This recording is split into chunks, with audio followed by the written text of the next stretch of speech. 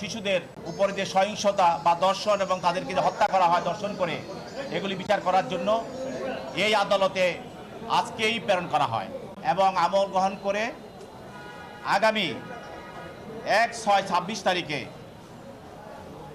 মামলাটির অভিযোগ গঠনের জন্য দিন ধার্য করেন। শিশু রামিসা ধর্ষণ ও হত্যার ঘটনায় প্রধান আসামি সোহেল রানা ও তার স্ত্রী স্বপ্না আক্তারকে অভিযুক্ত করে আদালতে চার্জশিট দিয়েছে পল্লবী থানা police. Public prosecutor Omar Faruqi বলেন, 1 জুন থেকেই মামলার বিচারিক কার্যক্রম শুরু হবে।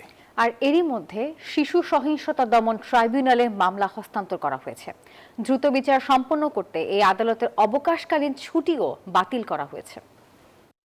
মিরপুরের শিশু রামিসাকে হত্যা ও ধর্ষণের ঘটনায় প্রধান আসামি সোহেল রানা ও তার স্ত্রী স্বপ্না আক্তারকে অভিযুক্ত করে আদালতে 47 পৃষ্ঠার চার্জশিট দাখিল করেছে পল্লবী থানা পুলিশ।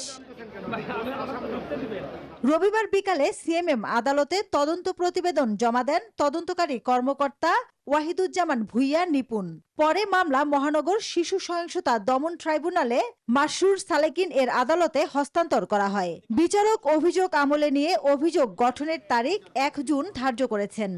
সব মশার বিরুদ্ধে সুরক্ষা দিতে এলো বসুন্ধরা এক্সট্রিম অ্যারোসল, মশার বিরুদ্ধে এক্সট্রিম সুরক্ষা। শিশুদের উপরে যে সহিংসতা বা ধর্ষণ এবং তাদেরকে যে হত্যা করা হয় ধর্ষণ করে, এগুলি বিচার করার জন্য এই আদালতে আজকেই প্রেরণ করা হয় এবং আমল গ্রহণ করে আগামী 1/6/26 তারিখে মামলাটির অভিযোগ গঠনের জন্য দিন ধার্য করেন। পাবলিক প্রসিকিউটর ওমর ফারুকি বলেন, বিচার দ্রুত সম্পন্ন করতে এই আদালতের অবকাশকালীন ছুটিও বাতিল করা হয়েছে।